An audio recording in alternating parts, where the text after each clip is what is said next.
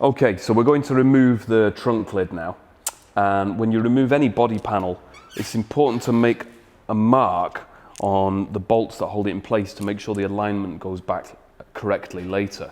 So as you can see, we've got gaps along the sides here. This is in the correct position. We don't want the hassle of having to find that position again. So we'll make a mark on these bolts so that later on we know exactly where they were.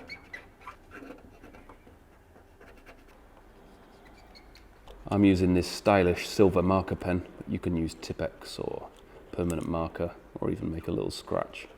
Before we can unbolt the trunk lid, we want to disconnect this wire which runs to the tail light. So we need to reach in here and disconnect that. We'll remove the bulb from the tail light and we need to disconnect the number plate lights as well.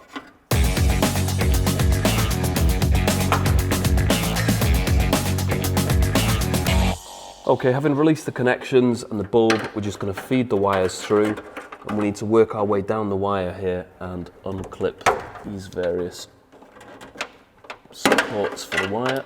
Once the wire is free of the trunk lid, we can start undoing these bolts. So we'll just undo all 4 nuts until they're finger tight, then we'll place something protective underneath to protect the bodywork and remove the trunk lid.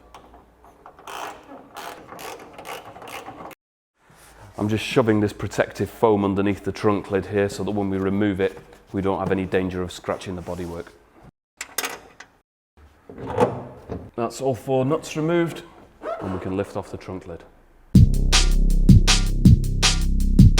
So the trunk lid is held up with these hinges, and there's springs in there, 2 bars which act as torsion springs to give it this spring motion.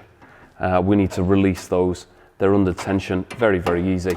We just need to lever them up here and lift them out like that, and then release the tension, like so.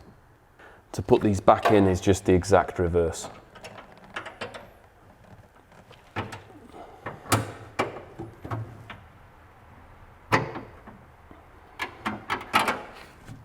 These spring bars are held on with a little white clip here which just unclips, and then we can remove the springs.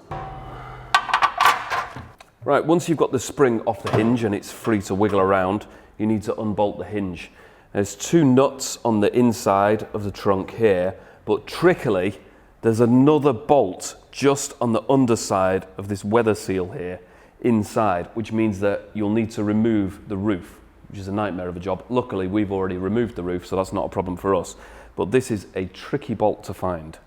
This bolt inside the cockpit for the hinge is actually very, very difficult to find. It's tucked away here underneath the weather seal.